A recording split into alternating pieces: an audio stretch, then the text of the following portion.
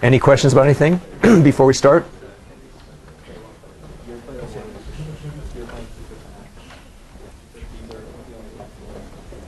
What are Jeff and Alex up to? Okay. Any questions about anything? Okay, well, my voice is slowly recovering, but it's not 100% yet. Doesn't it sound better than it did last week?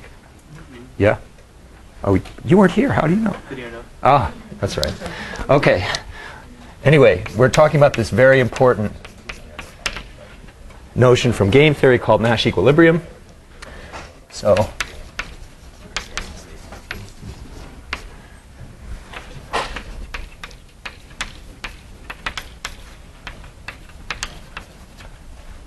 and I introduced some of the game theory notation, the notion of best reply, actions, and best reply, and in parentheses strategies, because usually when people say best reply, they mean strategy without saying the word strategy. And we say that a strategy profile, and remember, a strategy profile is a collection of pure or mixed strategies for all the players in a game.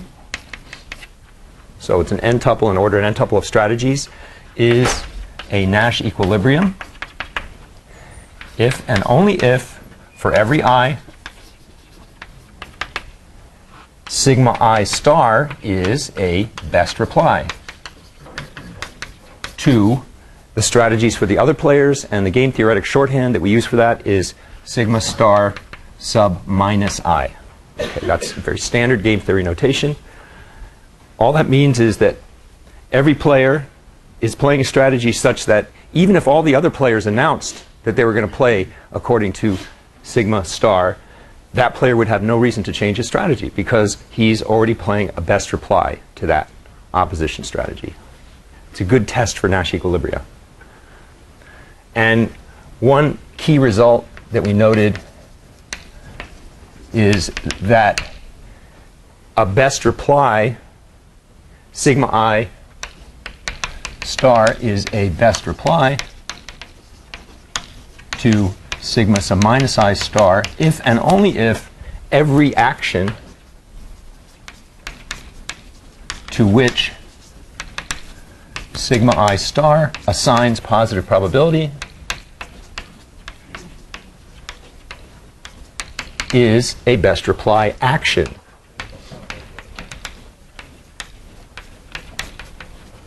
to sigma sub minus I star.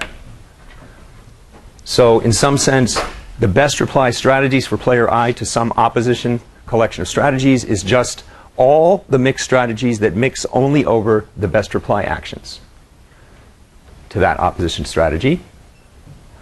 And as a consequence, the payoff, this is something I didn't note explicitly last time, and whenever I use the word payoff, when we're talking about pure or mixed strategies, I mean expected payoff. When you take the expectation with respect to all the probabilities that people are assigning their various actions, the payoff to player I, when he uses sigma I star against sigma minus I star, in a Nash equilibrium will always be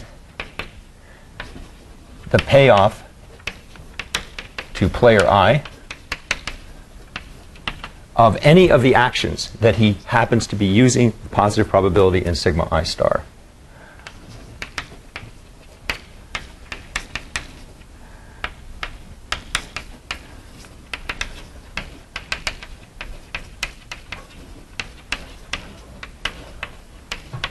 Against sigma minus I star. So that's an easy way to calculate the expected payoff in Nash equilibrium to a given player.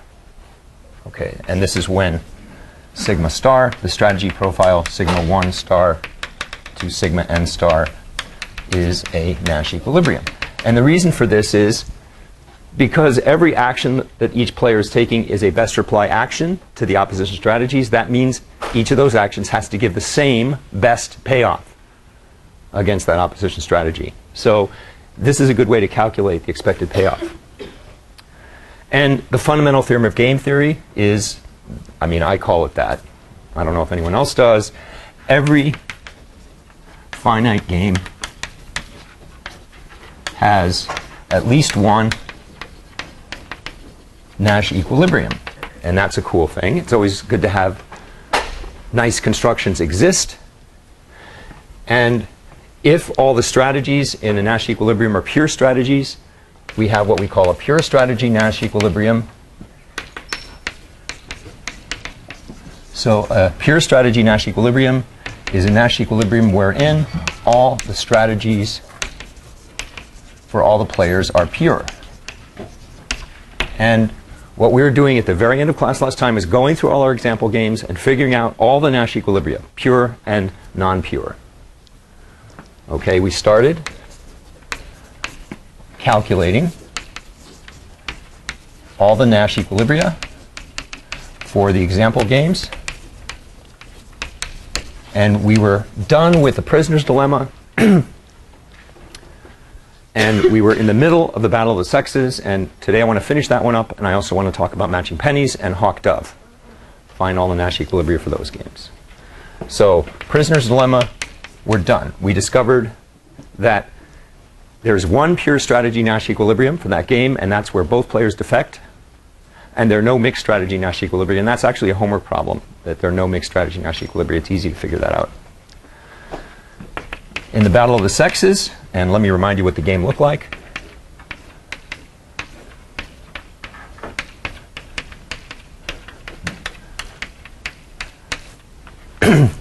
We discovered that there are two pure strategy Nash equilibria, namely CC, and I'm going to be really pedantic about this, distinguishing between actions and strategies. So if both players play C, or if both players play D, we have a pure strategy Nash equilibrium.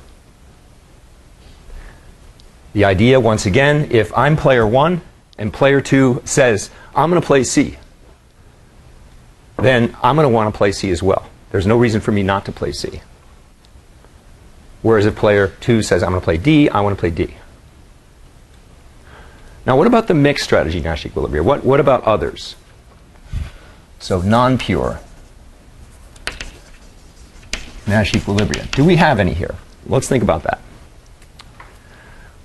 When we were doing our calculations last time about what were best replies to various things, we saw the following. We saw that for player 1,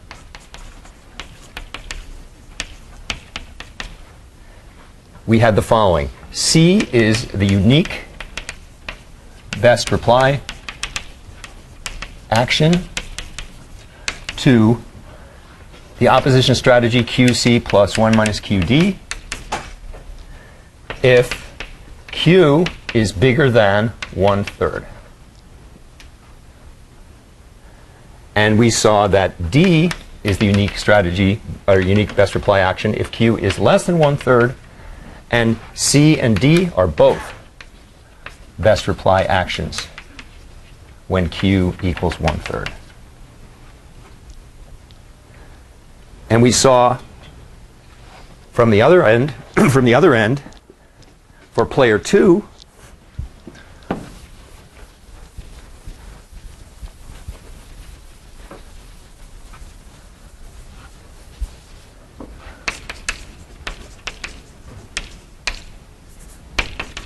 responding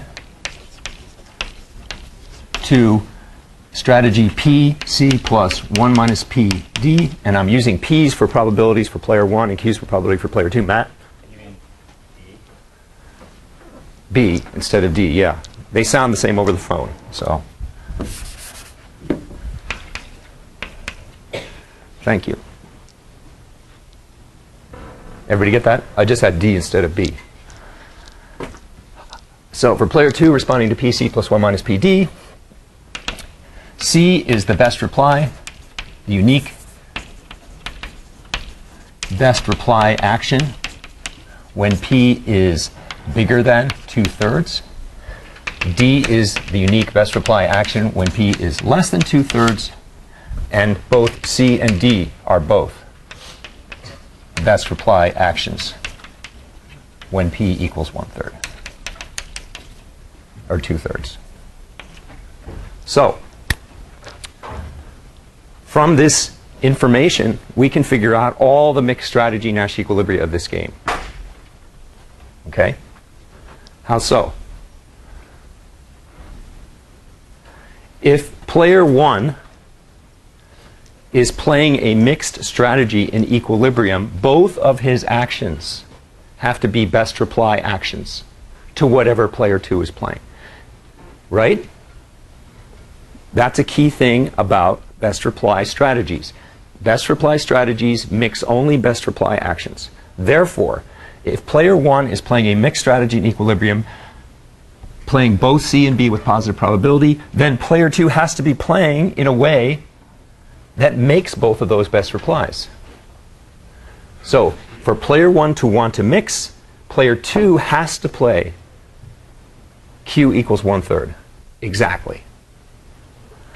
For player 2 to want to do that, player 1 is going to have to play in such a way to make both C and D best replies for player 2. Thus, for player 2 to want to mix in equilibrium, player 1 is going to have to play exactly P equals 2/3. Conclusion: the only way that either player will want to mix in Nash equilibrium setting is if both of them are playing with that special probability. So I'm going to summarize that whole point and chase argument I just did there. The only non-pure Nash equilibrium is where player 2 plays 2/3 C plus 1/3 B, and player 2 plays 1/3 C plus 2/3 B.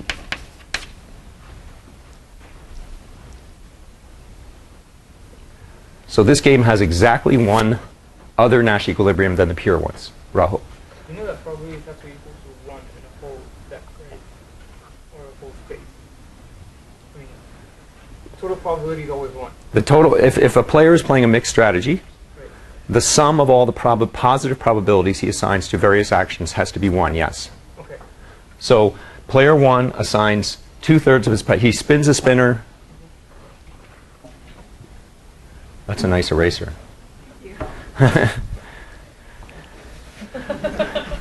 What? Anyway. Yeah, I think the best eraser, by the way, this is not meant to be a product placement kind of thing, but Stettler, Mars plastic erasers, the white, Brendan's nodding, he knows.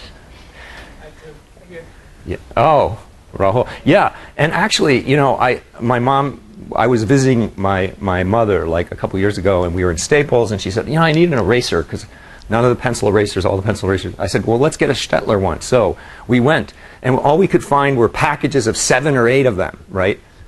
So you can't just buy one anymore. And here's this 83-year-old person, she just wants one eraser.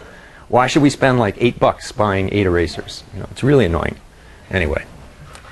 All right, so there you go. That's the only mixed strategy Nash equilibrium. Rahul. In this case, the C of player 1 and C of player 2 always have to sum to No, no, no. You look at each player's individual strategy, and his probabilities have to sum to 1. Okay. So you have a 2/3 and a 1/3 here, and a 2/3 and 1/3 So, here. I mean, they're not correlated. They're not correlated. Right. No, players' strategies are never correlated in the context we're talking about here. There is something called correlated equilibrium that I'm not even going to talk about in this class. But okay, now let's figure out what the, just for good measure, let's figure out what the payoff to the two players is for this Nash equilibrium. Like, you might think, if you look at these pure strategy Nash equilibria, both playing C or both playing B, this one is preferable to player 1, right? Because player 1 really likes C better than B. This one's preferable to player 2. Player 2 really likes B better than C. And so you might think that the mixed strategy Nash equilibrium is some kind of compromise, right? That it might be somewhere in between. But when you actually try to calculate the payoffs.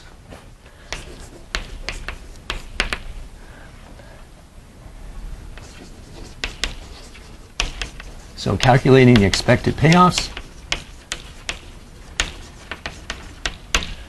U of 2/3 C plus 1/3 B,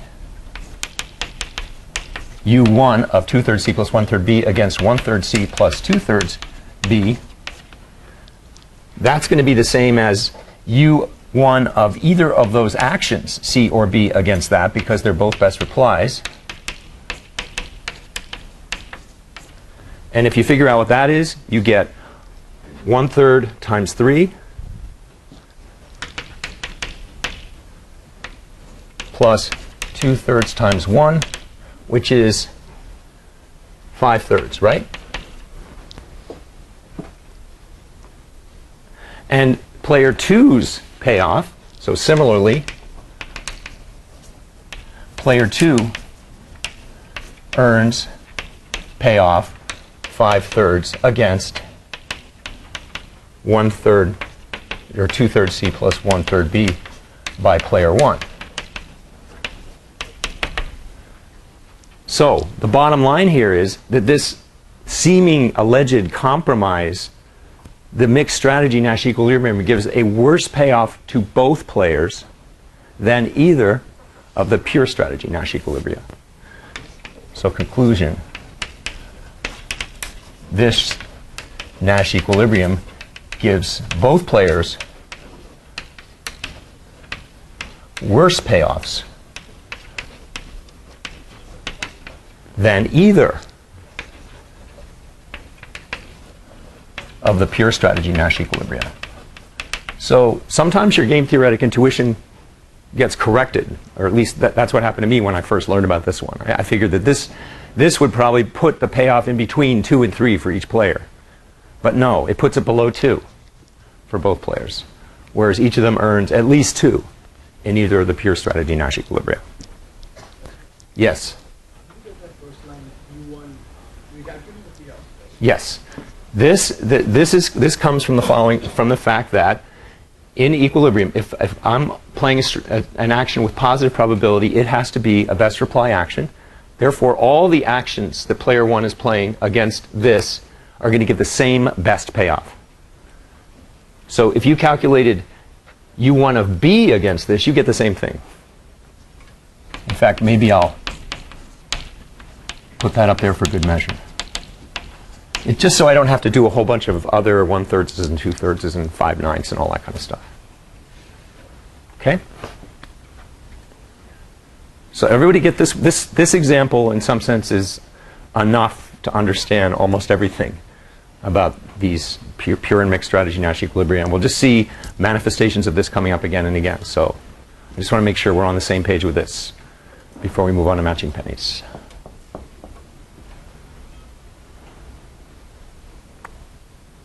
Okay. Yes. Moving prisoner's dilemma, the strategy was always to choose D.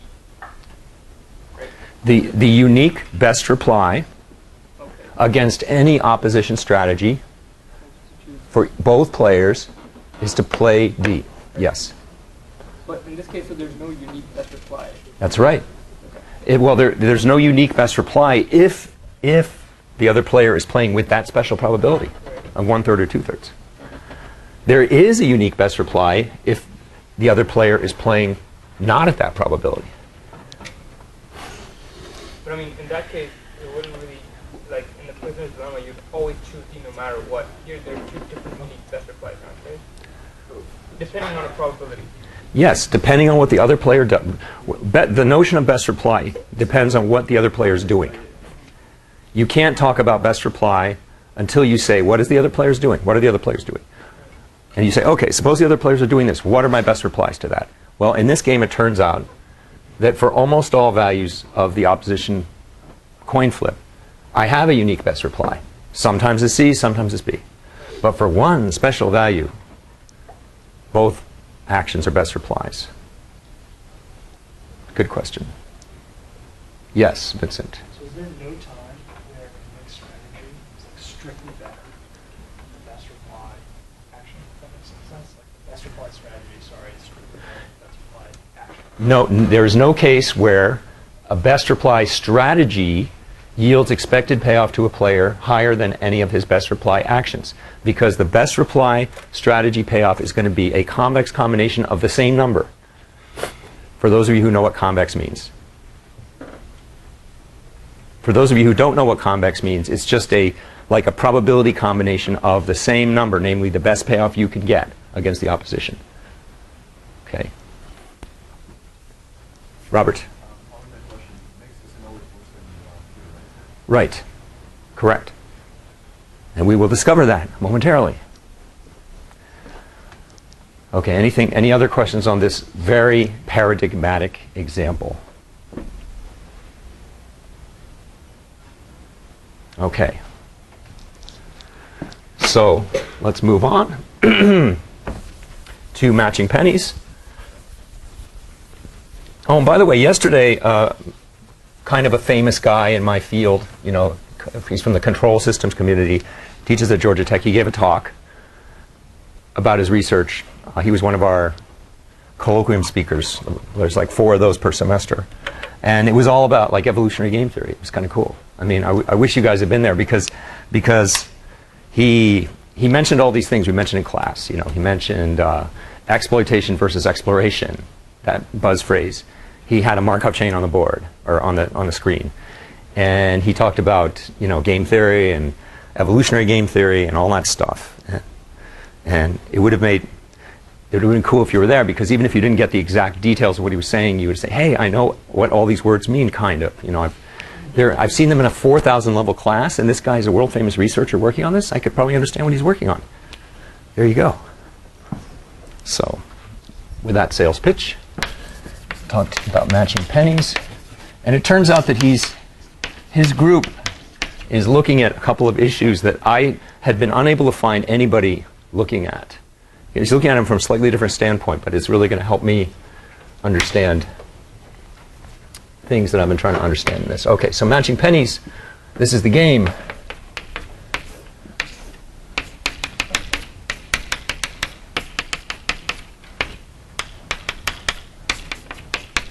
Okay. And what do we discover? We discovered that for player 1, well, we'll get to that in a second. First of all, there's no pure strategy Nash equilibria. It's easy to see.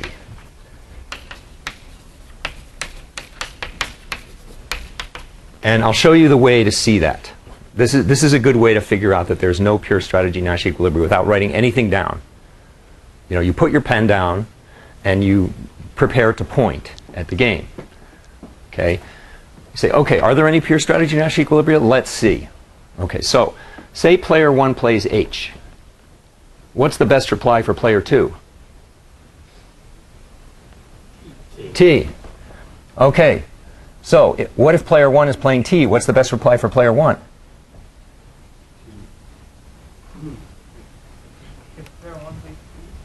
T. So wait, so that means that H comma T, play H comma T, is not a Nash equilibrium. Because if player 1 is playing H, player 2 is going to want to play T, which means player 1 is going to want to play T. So player 1 is not going to be playing H. And you just go through all the possibilities. What if player 1 plays T? Well, then player 2 is going to want to play H. But if player 2 plays H, player 1 is going to want to play H, so he's not going to want to play T. So you go through all those and you see there's no pure strategy Nash equilibrium. That's a very typical way to go without writing anything down. And then you tell your class, it's easy to see that there are no pure strategy Nash equilibrium. Okay? But we discovered last time that for player 1, both H and T are best reply actions to 1/2 H plus 1/2 T. And for player 2, both H and T are best reply actions to 1/2 H plus 1/2 T on the part of player 1. Therefore, player 1 playing this and player 2 playing this is a mixed strategy Nash equilibrium.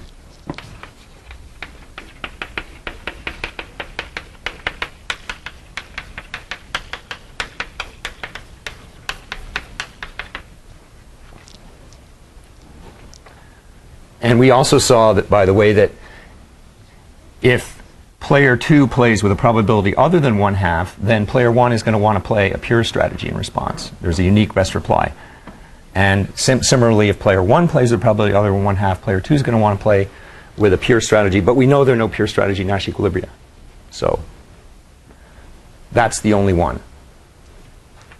So this is the only one. And what's the expected payoff to each player playing this in this equilibrium?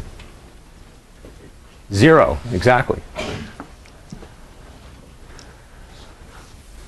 And let me write that equation down again, similar to the battle of the sexes, just so we have it. U1 of 1/2 h plus 1/2 t against 1/2 h plus 1/2 t. That's the same as U1 of h against 1/2 h plus 1/2 t, because both h and t are best responses, best replies. And that's 0. And similarly for player 2.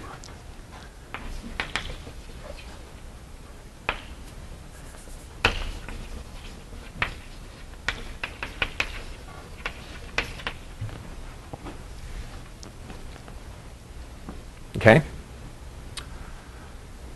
And you can imagine implementing the strategy, as I mentioned before, by when it comes time to play the game, you just flip your coin and have it land as it may. And that's what you're playing. Okay. Finally, let's look at Hawk-Dove.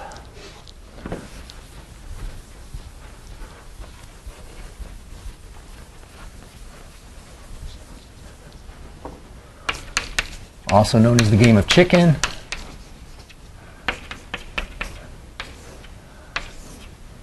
And I described this scenario for this one last time.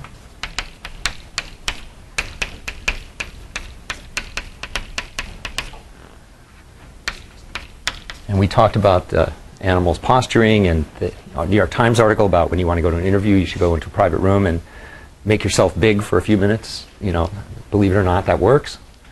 And then some students sent me, Randy and company, Vinay, sent me this photo of them sitting up in 340 Duffield, that little cube room, with their feet up on the desk and their hands behind their heads, looking big. So I don't know what prelim you were preparing for, or what interview, or were you just doing that for just a photo op? Okay, how can you be bored? There's too much to do. Okay. So can anyone tell me what the pure strategy Nash equilibria are, if any, for this game? How do you do that? Let's go through it. Let's say, okay, suppose player 1's playing Hawk, and I'm player 2. What do I want to do? Do I want to fight and get damaged, or do I want to back off? Back off. So if player 1's playing H, and I'm player 2, I want to play D. What if player 2 is playing D, and I'm player 1? What do I want to do? Yeah, I want to grab the prize. I don't want to posture while he's posturing. So, HD, play H, play D, is a pure strategy Nash equilibria. Equilibrium.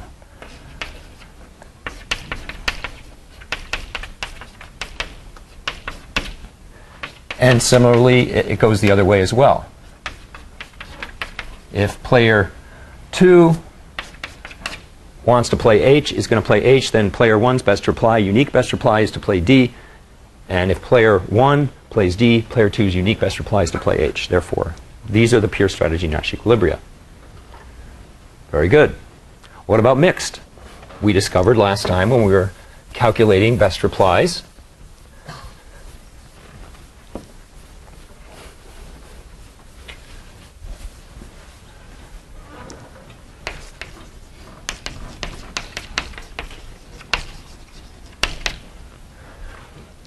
for player 1,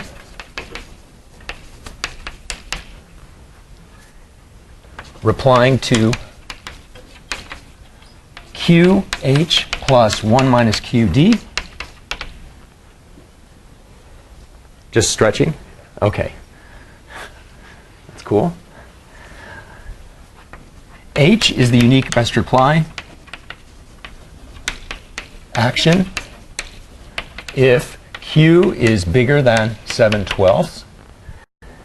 Q is less than 7/12. D is the unique best reply action if Q is bigger than 7/12. And both H and D are best reply actions if Q equals this special probability 7/12. And symmetrically for player 2, replying to PH plus 1 minus PD by player 1, H is the unique best reply action if P is less than 7/12. D if P is bigger than 7/12. And both H and D if P equals 7/12.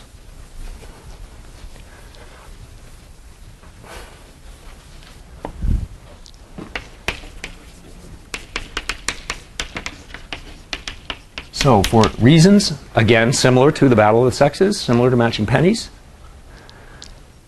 the only way that player 1 is ever going to want to mix is if both of his actions are best reply actions, and that means Q has to be playing that special value 7/12. And for player 2 to want to mix and play that special value 7/12, player 1 is going to have to be playing so that both H and D are best replies for player 2. Thus, the only other Nash equilibrium is 7/12 H plus 5/12 D for both players.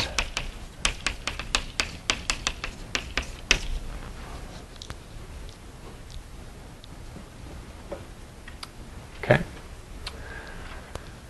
And what is the, yeah, you have a question? No? Stretching? Okay. And what is the expected payoff?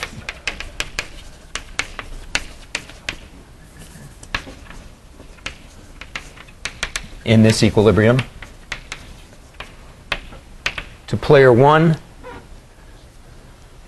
it's going to turn out to be the same for player 2, but U1 of 7/12 H plus 5/12 D against that same strategy by player 2. That's going to be the same as U1 of H against that strategy. It's going to be the same as U1 of D against that strategy.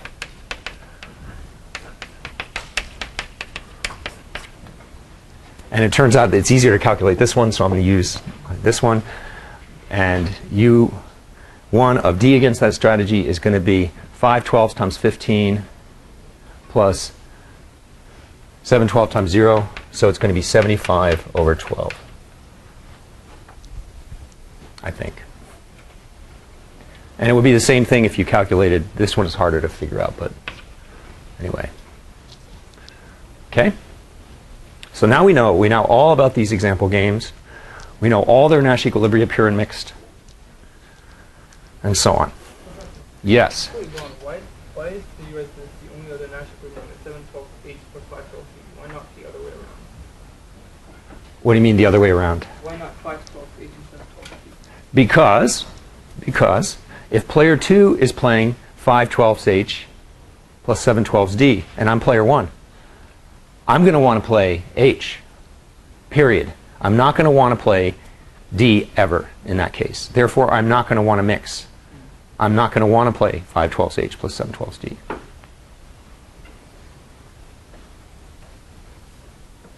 Fair enough? Okay. All right, good. Now we know all about Nash equilibrium. What is Nash equilibrium all about? Well, everyone's stretching today, and I can't tell if they have a question. No, just... Okay. I had another one of those college Ave collisions yesterday where I'm walking behind somebody and he's texting, and he's slowing down, slowing down, slowing down. You know, and I'm kind of slowing down because there's no way to get around him. And then, boom, someone hits me from behind, and it's a woman who's texting. Texting sandwich. Yeah, a texting sandwich. Okay, so anyway, moving right along.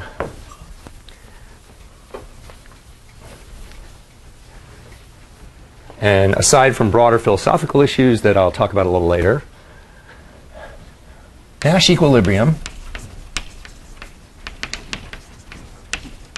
is, in some sense, a quote-unquote plausible solution concept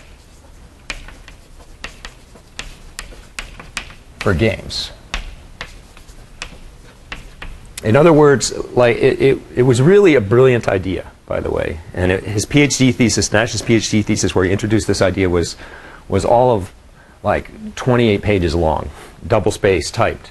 You can download it. You know, you can download the actual typed version. Okay. But what's an obvious problem? And if you look at all these examples here, right? What did we see? In every example except Prisoner's Dilemma and Matching Pennies, we had more than one Nash equilibrium, right? Sometimes we had pure strategy Nash equilibria and mixed, sometimes only mixed, whatever. And game theory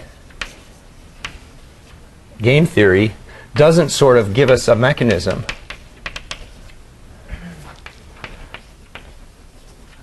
a universally applicable rule for choosing between multiple Nash equilibria in a given game. Now, it turns out there are some sort of quasi-rules for doing this that I'm going to get to in a moment, but as it stands, at least so far,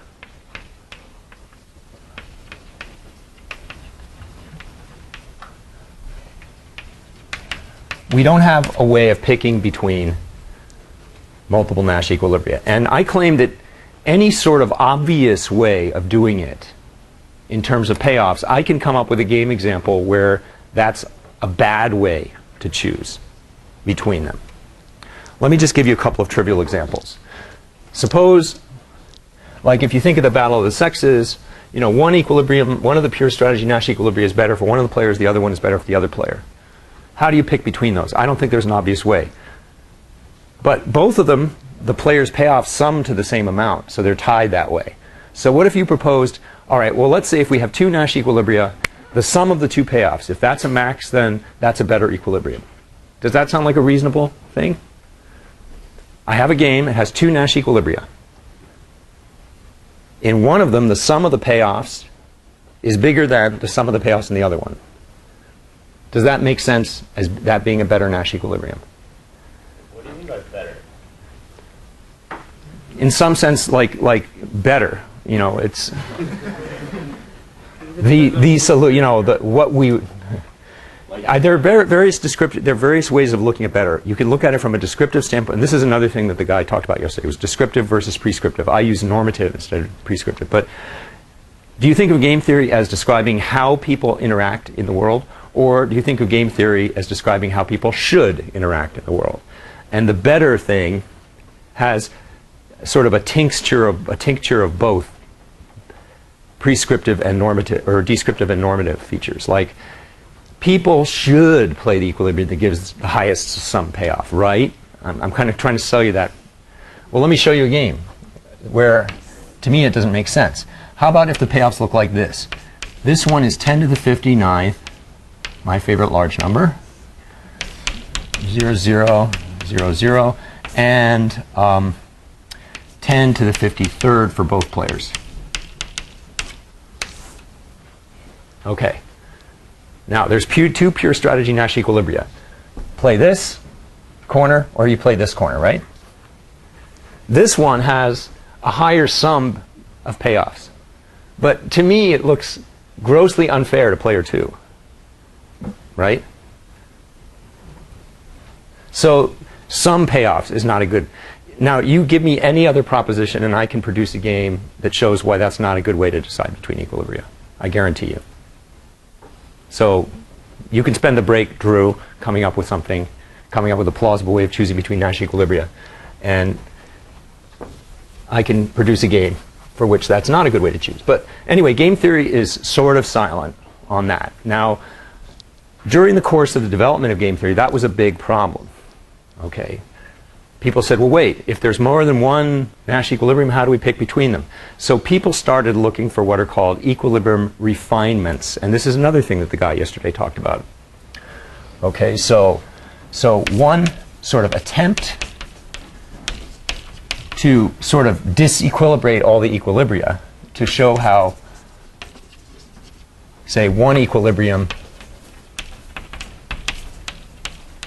might be better than another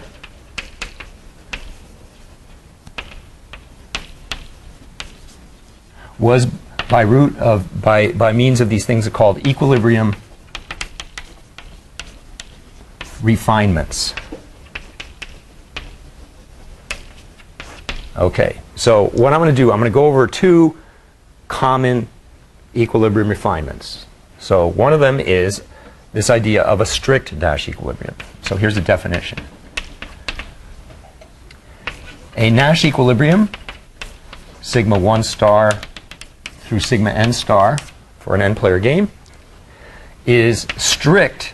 It's a strict Nash equilibrium if and only if the strategy that each player is playing is the unique best reply to the opposition. For every I,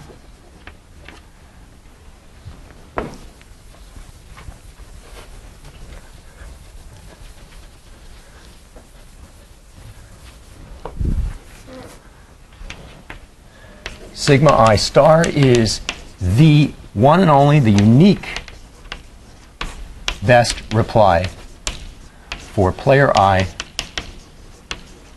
to the opposition strategy's sigma sum minus I star. Okay, that's what a strict Nash equilibrium is. Now, let's think about this. I've kind of written this in a deliberately deceptive way.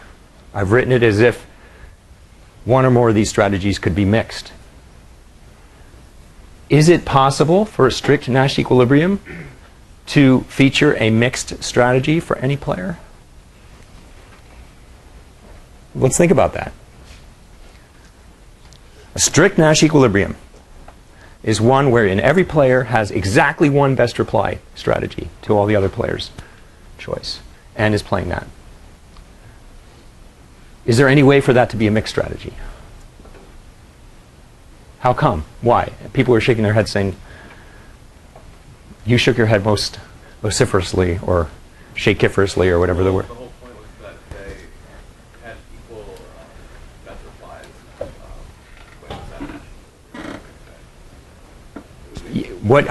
You're saying, I know what you're trying to say. He's trying to say the following. If I'm player I and I'm playing a mixed strategy in a Nash equilibrium, then all the actions I'm playing have got to be best reply actions, right? Therefore, any of the pure strategies, play this action, play that action, whatever, has to be a best reply strategy. Therefore, I don't have a unique best reply. I have a bunch. Any convex combination, any mixture of those best reply actions is going to be one. So note, a strict Nash equilibrium must be a pure strategy Nash equilibrium.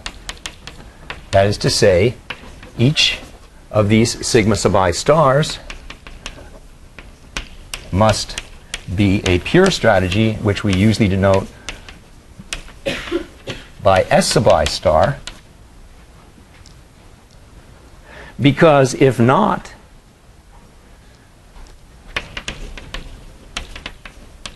any pure strategy for player I of the form, quote unquote, play AI, where AI is an action,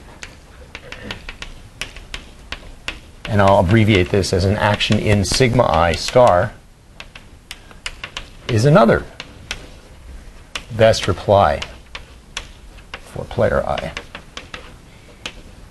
against sigma sub minus I star. Okay? So, a Nash equilibrium featuring a mixed strategy for any player at all, even one, is not a strict. We look for strict Nash equilibria only among the pure strategy Nash equilibrium. Yes, Vincent? No, and we'll see an example of that in a moment. Okay. What about our example games?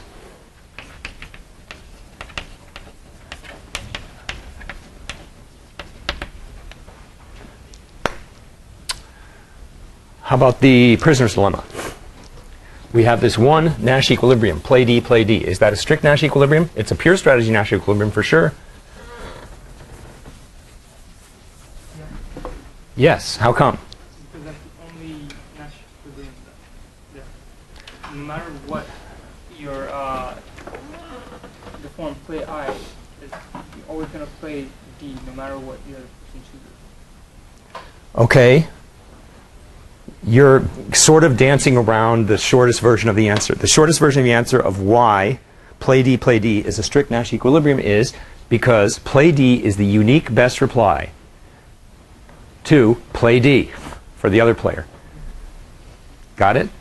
So in the prisoner's dilemma, play D is the unique best reply for either player to play D on the part of the other player. Thus, the Nash equilibrium play D, comma, play D. I'm emphasizing the fact that Nash equilibrium is not a strategy, it's a strategy profile, is strict. Okay, how about battle of the sexes? Remember, we don't even have to bother with the 2/3, 1/3 ones because we're only looking at the pures.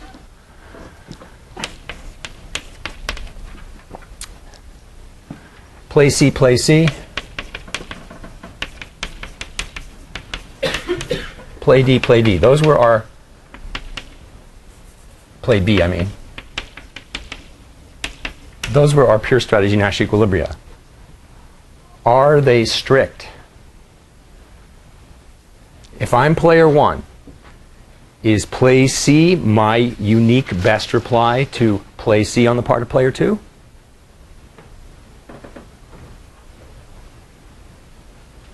If player two announces ahead of time that she or he is going to play C, what do I want to do? Play C. I never want to play B, right? In that case. Similarly, if player two announces ahead of time that she's going to play B, I'm going to want to play B as well. Both of these are strict.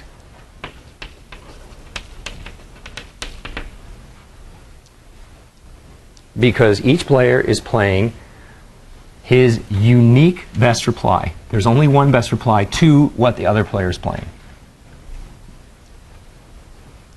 Drew. Can you explain real briefly again why mixed Nash equilibrium can never be pure? Okay. Suppose let's look at this example. Never be strict, I mean, Yeah, never be pure. Yeah.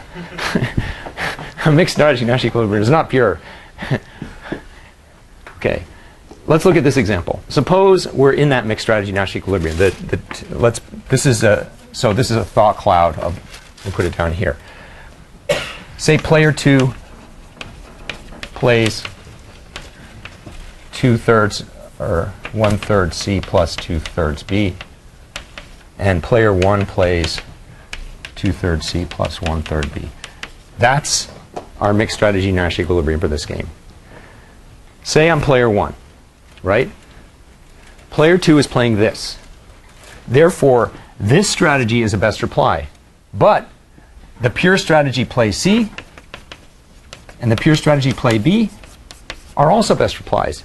In fact, any combo of those, flip a coin, A half C plus a half B, that's a best reply.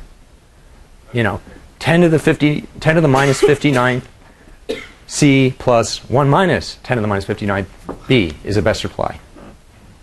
Right? Why is that a best reply? I thought the best reply is only, like for instance, in this case, Tracy, right? What are we looking at? This or this? We're looking at the one down. Okay. Right? So, what is the unique best reply of this? There is no unique best reply for player 1 to this strategy by player 2. In fact, any strategy by player 1 is a best reply to this in this particular game. Any mixture of C and B is a best reply.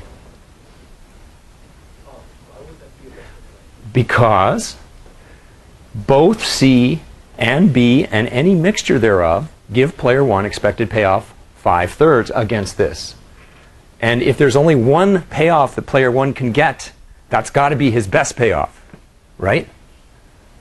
Matt? Is there any pure non-strict Nash equilibrium? Yes, and that's what Vincent asked a minute ago. We're going to get to that in a second. Taylor? Is it true that you either have to have a strict or they're all equal? Either you have a strict reply or all replies. No, it's not.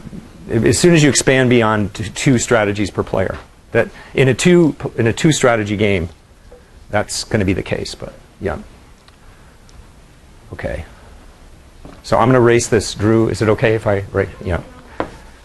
Because someone is going to write that down and it's going to say, what does that have to do with this? Okay. It doesn't really have anything to do with it. Okay. Matching pennies. Are there any strict Nash equilibria? Strict Nash equilibria have to be pure. So no go. No pure strategy Nash equilibria implies no strict. And Hawk Dove, I claim that play H, play D, and play D, play H are both strict. Unique best reply for either player to the other players wanting to play D is to play H and grab the prize. Unique best reply for either player to the other players playing H is to back off. Rahul? Can you show an example where you have a PS penny but it's not a strict Nash equilibrium? Yes, we'll get to that in a moment.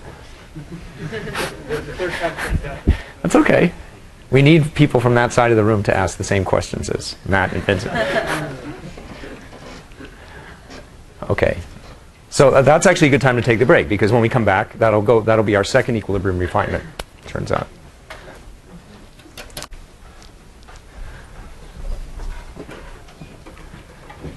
Several people have asked whether, we know that every strict Nash equilibrium is a pure strategy Nash equilibrium. The question is the converse true? Is every pure strategy Nash equilibrium a strict Nash equilibrium? And the answer is no. And it's easy to dream up games where that's not the case. But we might as well do it for a very special game that will illustrate our second equilibrium refinement. So here's a question. If pure strategy Nash equilibrium, then strict? And the answer is no. Okay, that there are games where you have pure strategy Nash equilibria for which there are other best replies. And this leads us to another of these so-called equilibrium refinements.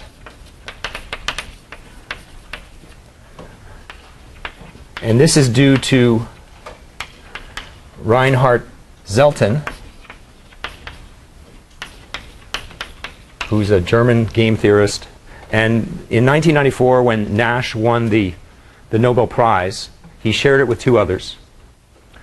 One of them was Zelten, and the other was a guy named Harsanyi, who came up with the idea of, types of players and probability we're not going to discuss. But Zelten came up with this idea of what's called a trembling hand perfect equilibrium. It's kind of an awkward name.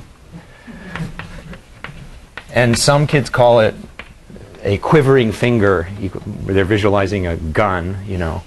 Trembling hand, perfect. Nash equilibrium. Okay, so what is that all about? And he made up this cool example called the chain store game that illustrates the need for this refinement.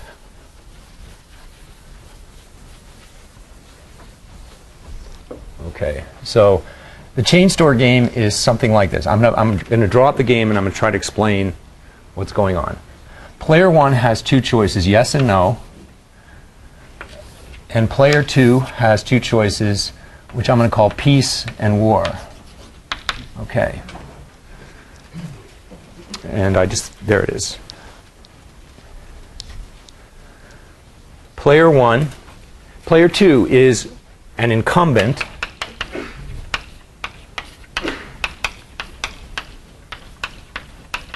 in some market. Say player 2 owns a Lowe's home improvement store in Ithaca or something. So he owns a Lowe's in some market. Player 1 is an entrant, a prospective entrant. I'm using economic terminology here. And player 1 is considering whether he wants to open a Home Depot. I say Home Depot. Okay? I say scissors, paper, rock. Oh, and the guy yesterday talked about rock, paper, scissors. And I told him that idiosyncratically I say scissors, paper, rock. And he says, really? You know, he was kind of shocked at that. You know? What? I think you're the only person I've ever heard say that. I can't even point to, like, they say that way in Britain or anything, you know, like, anyway. Maybe they do in French, because, and I'm of French descent, obviously, my father's side. You know, French put adjectives after words sometimes, depending on what kind of adjectives they are. What do you think? Yep. Scissors, paper, rock. Okay. So he's a prospective entrant, thinking of opening a nearby Home Depot. In French, it would be dépôt. Okay, so yes means player 1 opens the Home Depot. No means he doesn't. Peace, war, well, we'll see what that means. So if player 1 decides to open his Home Depot near player 2, player 2 could be peaceful and sort of split the business with player 1. Or he can start a price war. And both he and player 1 will lose. If player 1 decides not to build the Home Depot, then it really doesn't matter what player 2 has decided to do, be peaceful or warlike. He's going to take all the business. So player 1 gets nothing, and player 2 keeps the business. Okay, so that's the idea. That's the chain store game of Zelton. The well-known chain store game.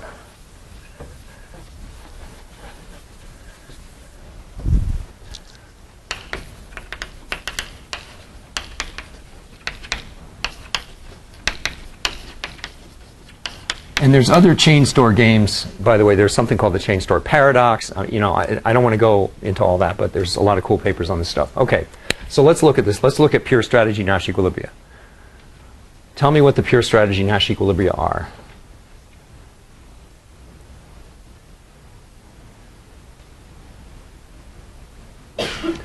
How do you find pure strategy Nash equilibria? You put the pencil down and you start pointing at the game, right? Suppose I want to enter. Suppose player 1 wants to enter the market. What's player 2's best reply to that? Peace or war? Peace. And what if player 2 is planning to be peaceful? Does player 1 want to enter or not? Yes. So play Y and play peaceful is a pure strategy Nash equilibrium. All right, how about what if player 1 plays N, decides not to enter? What's player 2's best reply between peace and war? They're all best replies, right? Peace is a best reply. War is a best reply.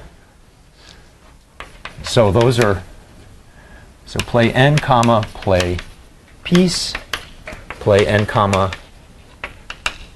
play war. Those are the other possible pure strategy Nash equilibria. But in fact, play n comma play anything is, or play anything, hang on a sec, is a best reply for player 2 to player n. QP plus 1 minus Q war is a best reply for player 2 against play n by player 1 for all Q. Okay, Max. What does that even mean for player 2 to play war if the person starts That's what, yeah, that's the thing. The better description of this game is what's called an extensive form game, where the game looks like this.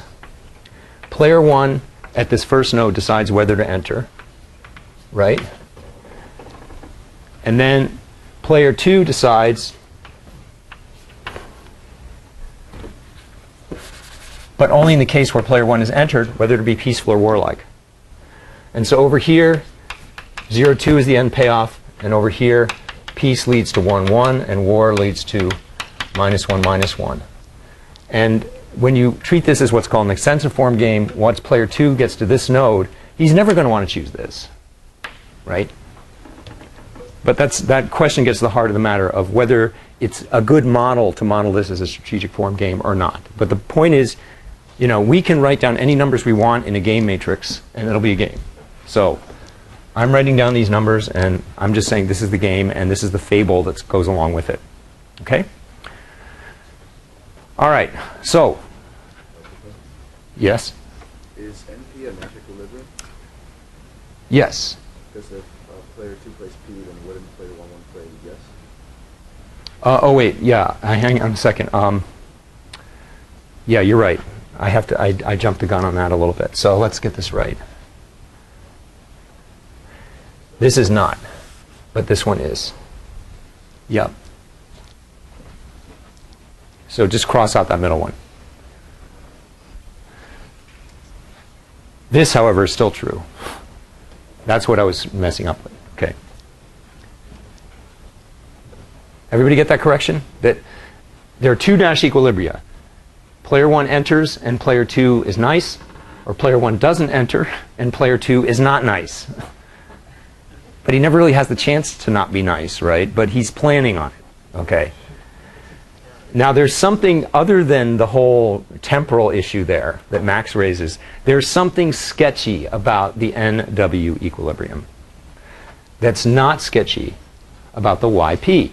This one, the YP, is actually a strict Nash equilibrium. The unique best reply to a peaceful incumbent is to enter the market if you're a possible market entrant. The unique best reply to a market entrant by an incumbent is to be peaceful, split the profits. That is a strict Nash equilibrium. Play N, play W is not. You can see that because QP plus 1 minus 2Q is a best reply for player 2 against N for any Q. So this implies that play N, play W is not strict. So that takes care of answering Vincent, Matt, and Rahul's question about whether every pure strategy Nash equilibrium is strict. Okay? But there's something worse about this one. There's something worse about the NW equilibrium. It's really sketchy in the following sense.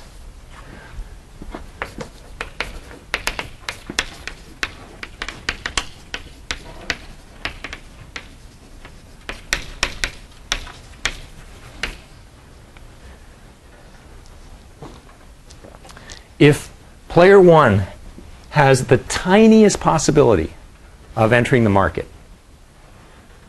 say with probability epsilon, he will enter the market.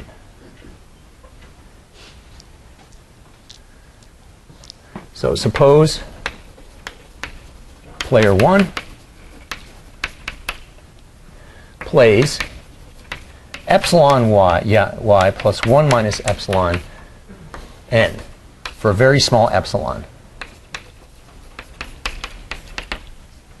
Like, say he decides not to enter, but the message gets garbled and somebody, his staff member starts the entry process. Uh-oh, I made a mistake. Whatever. No matter how small epsilon is,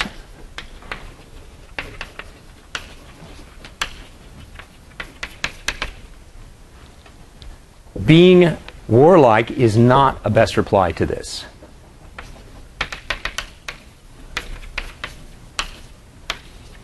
Best reply action for player 2. How come? Let's think about it.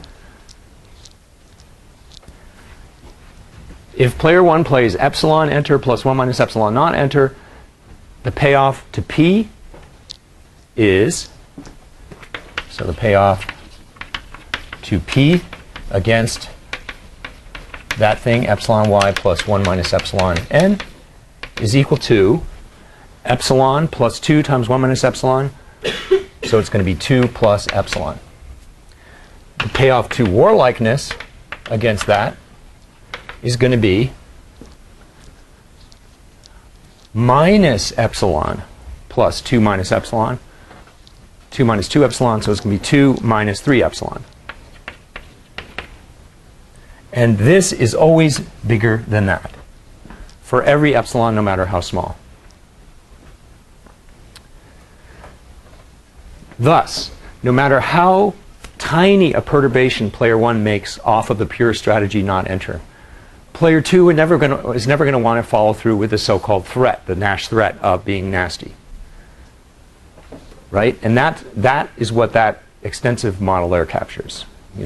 It's obvious from this picture that if I'm player 2 and here's my node to make a decision, I'm never going to want to go war. Okay? And this is this manifestation in strategic form game. And what Zelton's trembling hand perfect equilibrium does is rules out equilibria of that kind. Rules out equilibria where if one of the players plays a teeny perturbation off of his pure strategy, no matter how small, the other player won't want to do what he was planning to do. And I don't want to go through the detailed definition of trembling hand perfect. I just want to say that Zelton's trembling hand perfect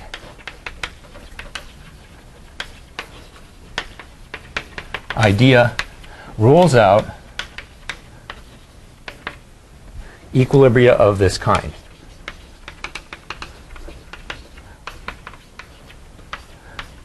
Not entering and being warlike. Okay? So back to the program. The program was sort of like, how do we pick between Nash equilibria? Why are some Nash equilibria better than others? Well, strict ones are always good, really. And game theory is, even to this day, silent about choosing between strict Nash equilibria. But sketchy equilibria like this are things we don't expect to see. And so Zelton had the idea of thinking of those as not decent solution candidates for games. Okay? So in some sense, trembling hand perfect equilibria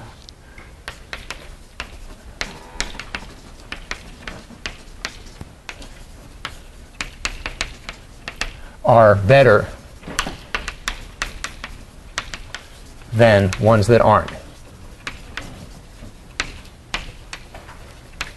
And that's an example of an equilibrium refinement. We refine our concept of what we expect to see in a game to ones that have nice properties, this robustness property of this.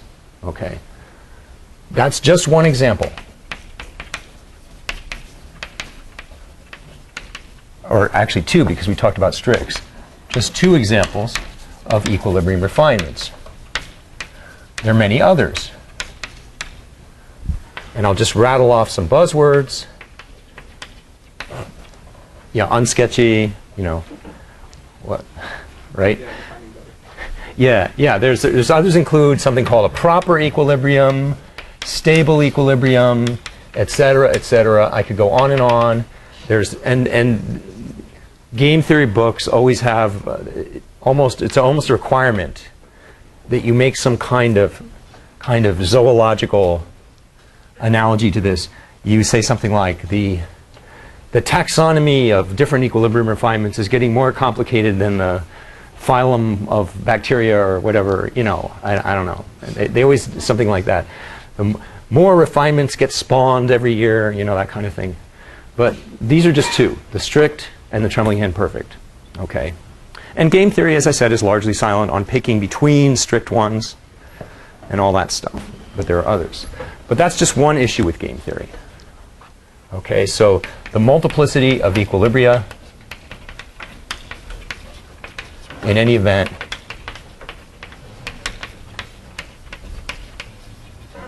is just one problem. One quote-unquote issue. I'm not a big fan of this word issue. People use it in so many contexts. Taylor first, and then... Trying to go back, but for this one where the players use the epsilon strategy for player one, Mm-hmm. is the expected payoff being 2 minus epsilon? Maybe.